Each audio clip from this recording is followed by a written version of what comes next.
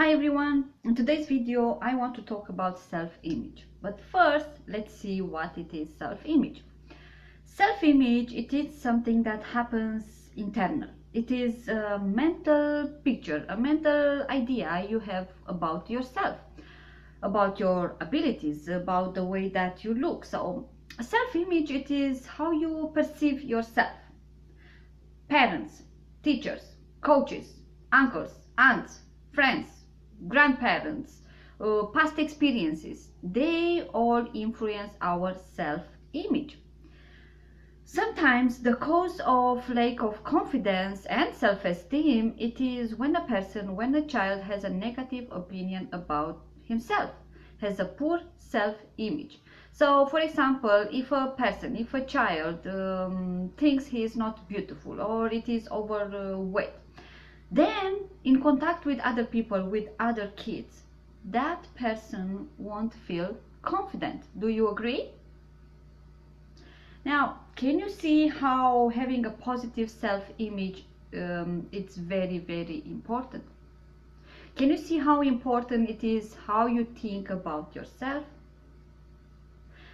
How you think about yourself, how we think about ourselves affects how we feel about ourselves and how we interact with others and how we make choices for our lives, for our dreams.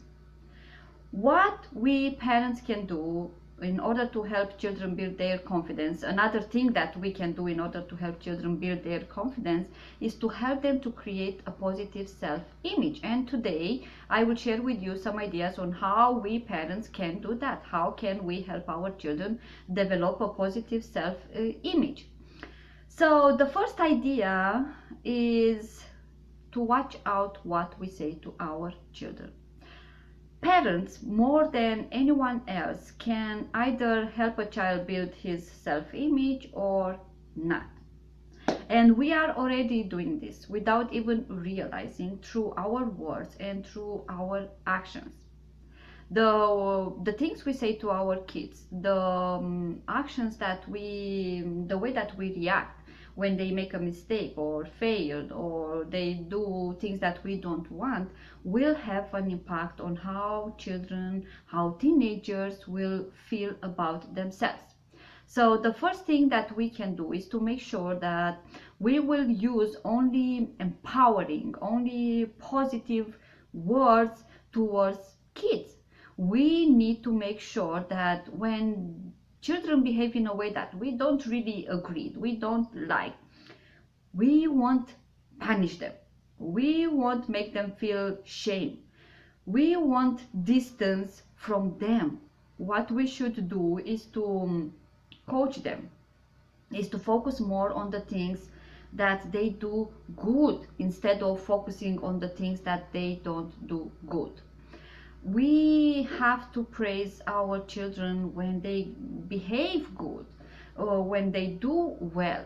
We need to take the time to notice these things, because children don't know how we feel towards them. They need to hear from us. They need to see that we love them unconditional.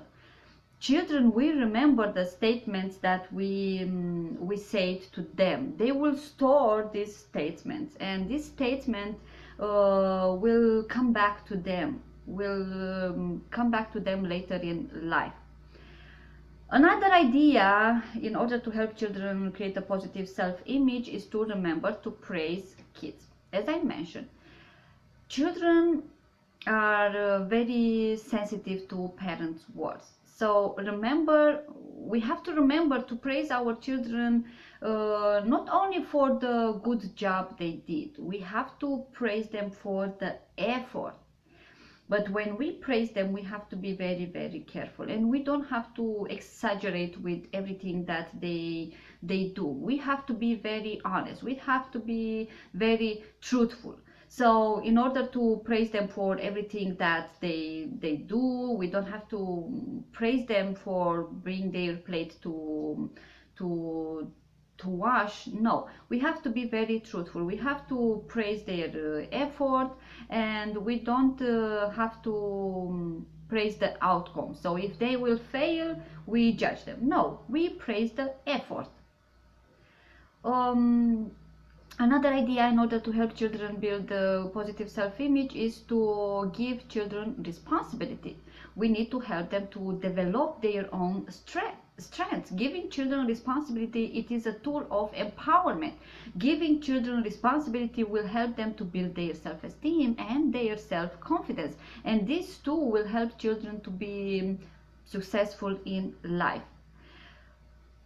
When we give children responsibility, I don't say we have to give them huge responsibility, give them big responsibility. We can give them small tasks, like they have to set the table before dinner, or they have to vacuum once a week, or they have to wash their plates. But here is the trick. When they aren't able to do these things properly, we don't have to judge them, okay? Because if we judge them, if we tell them that's not right, I told you so many times you don't have to do it this way, then they will think that they are incapable, they can't do things properly. So that's why next time they avoid doing it. Another idea in order to help children develop a positive self-image is to stop being our children's voice. We need to leave them. We need to give them this opportunity to make their own choices, their own decisions. When children are born, we make all the decisions for them, from what to eat, where to go, what to dress. But by the time they leave our home, they need to be able to make good decisions for themselves almost the time, right? Do you agree? Well, between that time, it is our job to teach them how to do that. Because the older our kids get, the more decisions they will have to make on their own. So children need to learn to step out of their parent's shadow and make their own decisions. And we have to start small. So take a step back and let your child to make small decisions and handle his own issues. As parents, sometimes we might not agree with their choices, but if it's really necessary to, if you know that what the child pick is not the right decision, instead of rejecting his choice, try to explain why choosing something different will work better. Another idea is to let children know that no one it is perfect. There are no perfect parents, right? And they're not our children. For children these days, it is very easy to believe that everyone should be perfect, with all the perfect bodies, with they see on the media, with all the pressure from seeing others successful, from all the happy families they see on the internet, on the magazines. It is very easy for them to think that they need to be perfect. But again, as parents, it is our job to show them that in the real world there is not such a thing as perfection. And let your children know that no one it is perfect.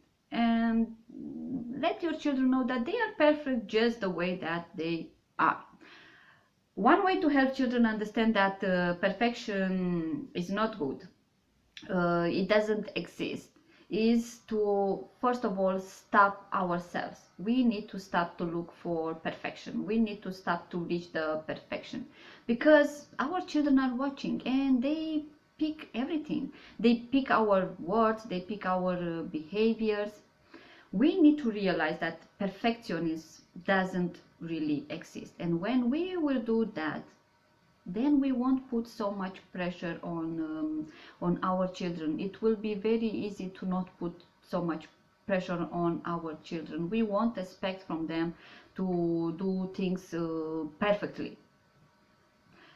That's all for today. Thanks for watching. I hope these ideas will help you, and I will see you tomorrow in another video. Bye.